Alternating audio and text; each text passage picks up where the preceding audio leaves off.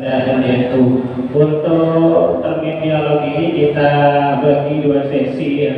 Jadi sesi pertama dan sesi kedua. Kemudian untuk sesi pertama saya persilahkan untuk 3 orang penanya sebelum nanti dibuka sesi kedua. Monggo yang mau bertanya para hadirin untuk sesi bertanya 3 orang penanya. Monggo dipersilahkan atau diserahkan.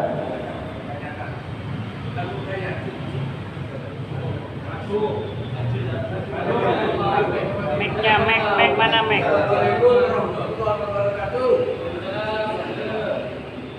Bukannya faedah barokah dalam baca ayat-ayat Al-Quran lewat media sosial sama Al-Qurannya. Itu lebih baik mana? Lewat HP atau lewat Al-Qurannya? Assalamualaikum warahmatullahi wabarakatuh. Bismillah, alhamdulillah, wassalatu wassalamu ala rasulillah Muhammad sayyidina Abdillah wa ala alihi wa sahbihi wa mawalah amma ba'du. Alhamdulillah, saya perhatikan dari tadi luar biasa semangatnya seluruh jamaah yang hadir pada malam hari ini. Kami mewakili lembaga dakwah NU Jember mengucapkan ribuan terima kasih bisa berkesempatan hadir di Masjid Raudhatul Jannah sesuai namanya, Taman Surga. Karena Nabi sendiri bersabda, "Idza marartum biriyadil jannah farta'u." Kalau berpapasan dengan Taman Surga Raudhatul Jannah, maka mampirlah. Dan mampir di sini maksudnya duduk bersama mengkaji suatu ilmu. Khususnya di bulan Ramadan ini, insya Allah pahalanya dilipat gandakan semuanya, dan mudah-mudahan yang hadir di sini mendapatkan keberkahan dari bulan suci Ramadan. Langsung saja pada pertanyaannya, yaitu lebih afdal mana membaca Al-Quran mushaf? Kalau Al-Quran yang asli itu namanya mushaf, kalau yang ini elektronik. Dan orang sekarang itu lebih suka memakai HP ya. Karena kita hampir 24 jamnya itu tidak bisa terlepas dari HP. Jadi kita bisa memanfaatkan media ini dimanapun berada. Seandainya kita ada waktu senggang, langsung membuka mushaf atau langsung membuka Al-Quran yang ada di HP, atau disebut dengan Al-Quran digital. Apa bedanya Al-Quran digital dengan mushaf yang asli? Kalau yang mushaf yang asli itu mushaf Utsmani yang sudah tercetak, dan syaratnya untuk membacanya harus suci. La yamassuhu illa mutahharun. Tidak boleh menyentuhnya, tidak boleh membacanya kecuali dalam keadaan suci. Sedangkan yang ada dalam elektronik ini, saya bukan promosi ini sudah banyak dibahas di Bahsu Masail NU, dan seluruh ulama-ulama NU yang ada di Indonesia sepakat Al-Quran digital itu tidak bisa disebut dengan mushaf, sehingga membacanya tidak perlu suci atau tidak perlu berwudu. Tidak perlu wudu. Kenapa? Karena Al-Quran digital yang ada di HP ini kan hanya sekumpulan cahaya. Ini seandainya dikumpulkan kan hanya cahaya-cahaya layar, bukan berbentuk mushaf, sehingga membacanya tidak perlu suci, tidak perlu wudu. Seperti itu. Meskipun ini ada khilaf. Ada yang mengatakan, ulama modern, ulama yang khalaf mengatakan bahwasanya ini tetap dinamakan mushaf. Kenapa? Karena termasuk asmaul ma'thum, ada nama-nama yang dimuliakan. Sehingga ketika posisi hati ini, ketika membuka lafaz-lafaz Al-Quran, maka haram untuk kita masuk ke kamar mandi. Tetapi ketika aplikasinya dikeluarkan, tidak apa-apa. Ini hanya alat. Ini hanya alat, bukan mushaf. Sehingga HP seandainya kita dibawa kamar mandi, meskipun di dalamnya aplikasinya itu ada Al-Qurannya, tidak masalah seperti itu. Dan lebih afdal mana? Yang jelas lebih afdal membaca Al-Quran yang langsung. Karena itu tabarruk, dan penyusunannya dari Al-Quran sendiri itu banyak proses pada khalifah yang ketiga, yaitu Utsman, sehingga pada Al-Quran yang awalnya itu tidak ada titik, tidak ada terbitnya, karena sudah diperbarui sehingga mempermudah untuk bacaan kita, jadilah mushaf. yang bermadzhab mazhab Utsmani, dan cara membacanya kita mengikuti Imam Hafiz khusus yang ada di Indonesia. Sehingga ketika di pertanyaannya lebih afdal mana membaca Al-Quran mushaf yang asli dengan Al-Quran digital, jelas lebih banyak, lebih afdal membaca mushaf yang asli, karena selain itu langsung berbentuk cetakan asli dan juga membacanya harus dalam keadaan suci. Sedangkan Al-Quran digital ini hanya sekumpulan cahaya, hanya tulisan. Seandainya ini tidak berwudu pun, tidak bersuci pun, tidak apa-apa. Seperti itu. Mungkin ada tambahan.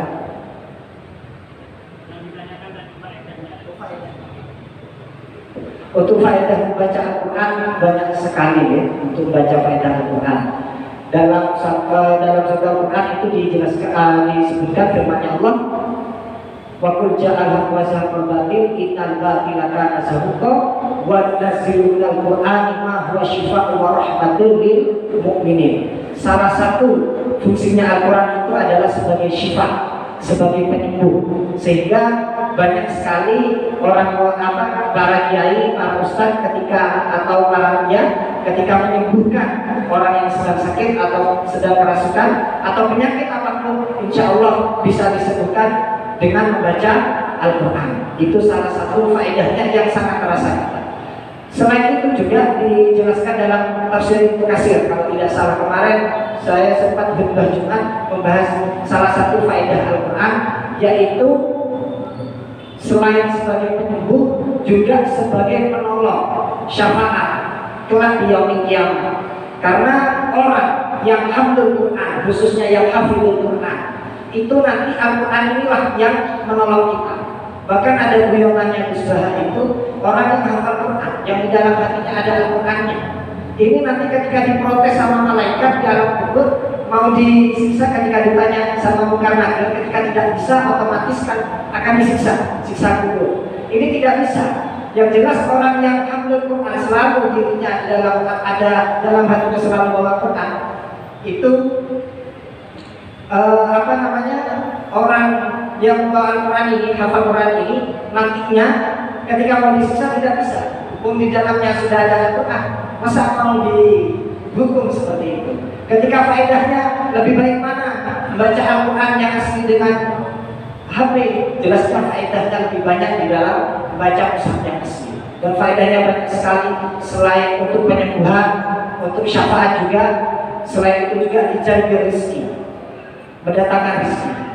Jadi kalau khususnya kita yang sedang usaha lancar-lancarnya atau sedang berkarir, wah ini kunci suksesnya kita perbanyak baca Quran. Dan yang sering dibaca kita itu mesti surat Al-Waqiah, Ar-Rahman, seperti itu. Meskipun ini ada hitam. Contohnya saja seperti surat Yasin. Yasin itu kan sering kita bacakan untuk ihdaus shawab, menghadiahkan pahala untuk orang meninggal. Tetapi juga ada ketika orang sakaratul maut atau sedang sakit dibacakan Yasin. Ini ada khilaf di antara ulama. Ada yang mengatakan tidak boleh. Ini orang belum meninggal kok sudah dibacakan Yasin seperti itu. Itu sama saja mendoakan orang yang sakit itu agar cepat meninggal seperti itu. Ini ada khilaf.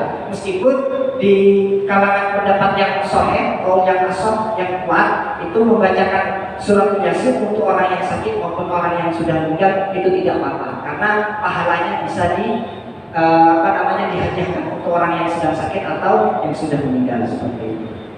Mungkin itu ya, ada tambahan mungkin dari. Jadi itu tambahan juga dari yang barusan beliau sudah menjelaskan cukup panjang.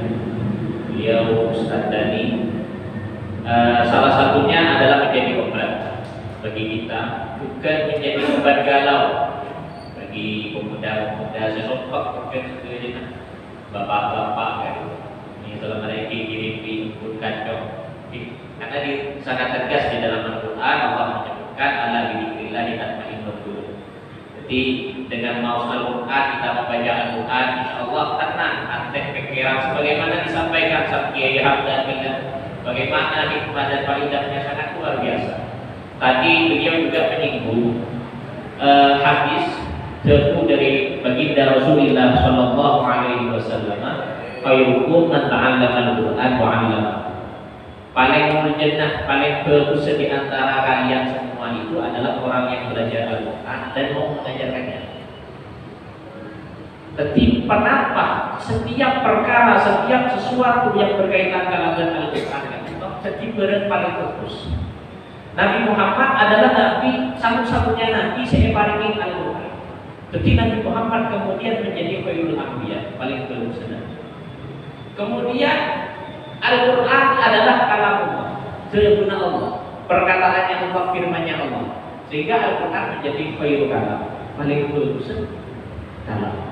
Kemudian Ramadan bulan puasa, sahur Ramadan alladzi unzila fihi al-Qur'an. Al-Quran diturunkan di bulan Ramadan sehingga Ramadan bulan puasa menjadi khairul syuhur, paling berjannah, paling bagus. Jadi sahabat orang kemudian umat Nabi Muhammad paringin Al-Quran sama Allah sehingga umat Nabi Muhammad menjadi khairul ummah, paling bagus.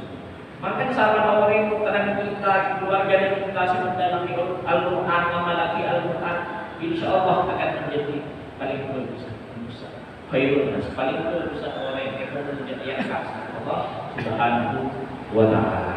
Mungkin cukup jelas kenapa serapone sampai yang itu. Tentu faedahnya sangat lebih utama ngakui Al-Quran langsung, karena keberadaan Al-Quran sebenarnya HP itu mukhtalaf istilahnya masih kontroversial antara betul ngakui betul atau tidak kata.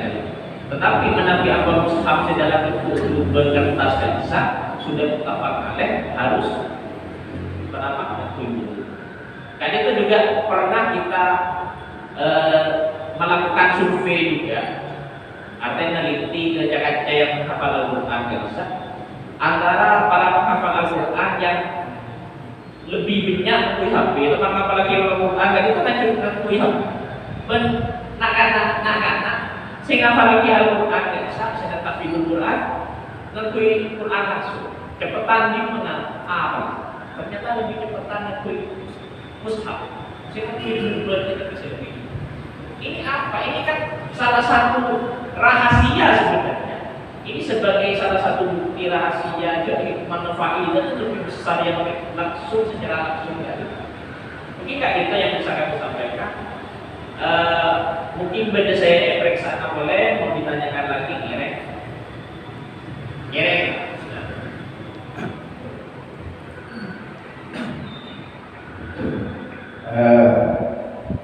Saya cuma ingin tanya masalah gerakan-gerakan sholat. Sebetulnya kalau gerakan-gerakan sholat ini dari SD sudah kita baca.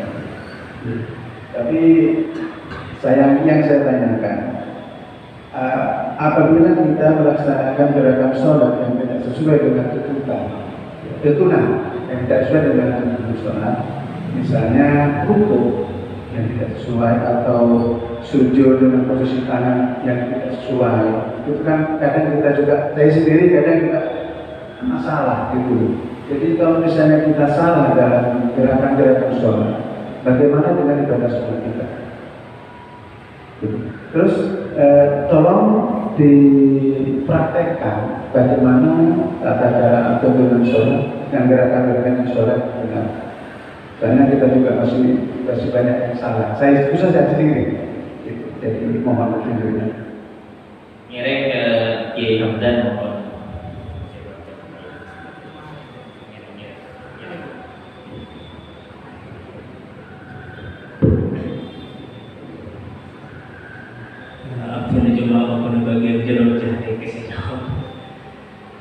Jadi begini, Rasulullah Shallallahu Alaihi Wasallam itu bersabda, "Sallu kama ra'aitumuni usalli." Salatlah kalian sebagaimana kamu melihat saya salat. Jadi sahabat itu melaksanakan salat, maka gerakan-gerakannya yang dilakukan oleh sahabat adalah meniru bagaimana gerakan Rasulullah Sallallahu Alaihi Wasallam pada sholat. Begitu juga kita,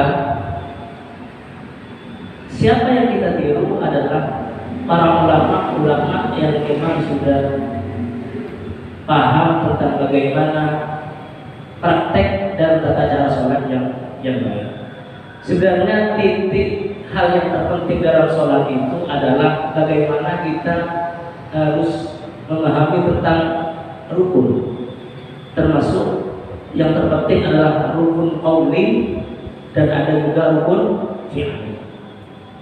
Napagandangin orang pemapanin orang, misal pasokan orang, ngerti nih. Tetapi cara baca Al-Fatihahnya tidak betul, maka akan mempunyai dampak kepada sholat. Lebih-lebih Al-Fatihah. Makanya sampai ketika ada orang yang lahan, tapi pelo,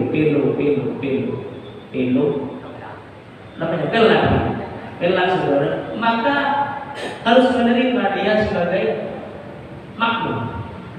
Saya sering dicontohkan oleh, seperti Mas Dani sampaikan, itu Gus Baha.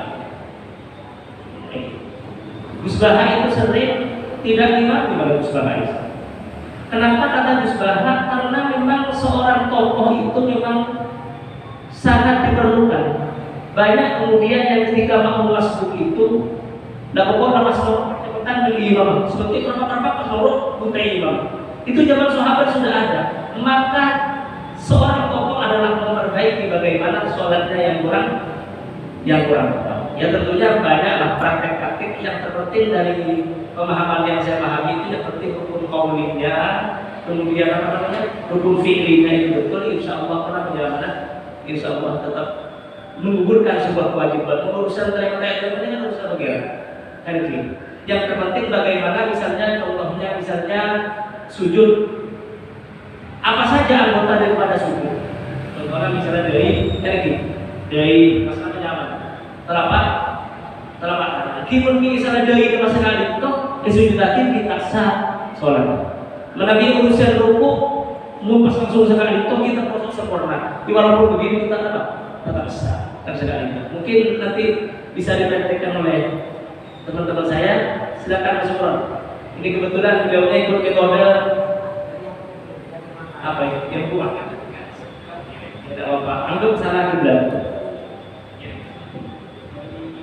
Monggo takbiratul ihram bisa dipraktikkan. Monggo. Dan itu cara takbiratul ihram. Tuh, yang orang ada itu. Ini kegunaan ini. Nah, kali itu bentuk namanya cara takbiratul ihram. Kali itu takbiratul ihram. Kemudian setelah kemudian asal bentuk ekonomi. Dan sekali itu cara asal bentuk. Walaupun misalnya asal bentuk sekali itu tak apa. Misalnya contohnya kan sudah dua hukum. Seperti orang damam itu dokter dekatnya gue ya dokter. Dulu saya pernah ke damam. Sekali itu pada sekolah. Ini kemun pas canggolang, pas bersama sekali itu bahaya hukum itu.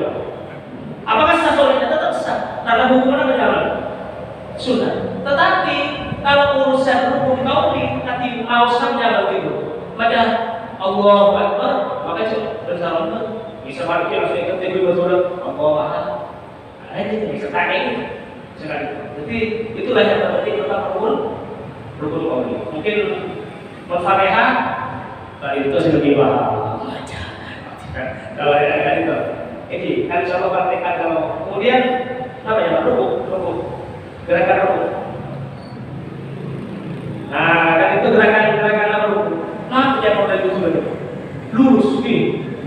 Warna besar mana bisa kali itu? Bisa dia tinggal yang kecil.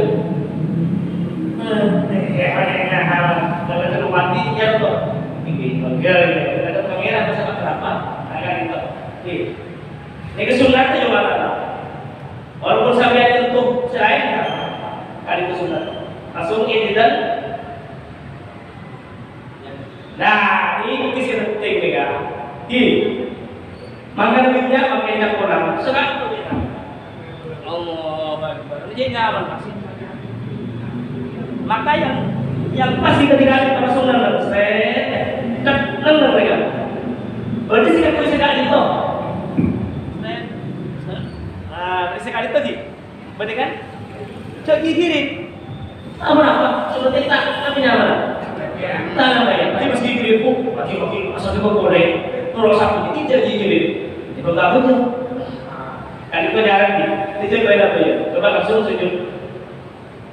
Nanti ke sujud ya. Ini kita nih, kali harus seperti cek orang itu sudah pancalak kita. Ibu dengan itu sering termasuk pun udah mungkin nambah. Pas saya baca lagi sama apa namanya, suku berbalik. Padahal kan itu termasuk anggota apa? Sujud. Allah sujud tadi. Kan itu penting kan? Sering kita masih kali lagi, ini kan? Iya kita sering. Padahal ini kan anggota apa? Anggota sujud. Ini sebagian praktek-praktek. Coba saya bilangin. Ya. Ada yang begini. Gini. Ada yang begini kali ini. Ini sujud dengan sujud yang berbeda. Monggo, mungkin bisa sini. Bagaimana dengan yang dulu? Bagaimana ini? Lagi-lagi. Monggo sini. Coba aku. Ini orang yang berapa ini? Oke, bisa. Gini, cuma menambahkan Kiai Hamdan tadi.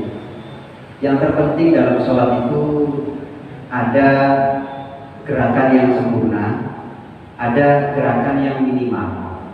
Yang perlu kita pahami bahwa ketika dalam sholat yang kita lakukan adalah gerakan minimal, sholatnya tetap sah. Sholatnya tetap sah. Karena dalam Al-Quran itu tidak terperinci penjelasan tentang gerakan ruku, sujud itu panjenengan cari tidak ada. Maka kita sebagai warga Nahdlatul Ulama mencontohkannya adalah orang-orang yang melihat sholatnya kiai, kiainya melihat sholatnya para walinya melihat sholatnya para sahabat. Karena dipastikan sahabat melihat sholatnya Rasulullah. Permasalahannya sebenarnya sama. Sahabat itu banyak. Salah satu sahabat ada yang melihat, mohon maaf, Rasulullah ketika ruku yang dihitung itu adalah gerakan ini seperti apa? Mohon maaf, tangan kita ada yang lebih panjang sehingga mohon maaf, ketika kita menyentuh ini begini, ini enggak rata. Maka suatu ketika Rasulullah pernah meratakan sehingga mohon maaf, ininya ada di sini. Nah ininya rata. Ada yang berpegangan bahwa ketika ruku posisi tangan, ini jelas di batu korek ada ya, posisi tangan itu menyentuh apa ini namanya? Betul. Dia begini, sehingga ketika begini, otomatis ini enggak lurus. Ketika tidak lurus, mohon maaf, sholat tetap sah.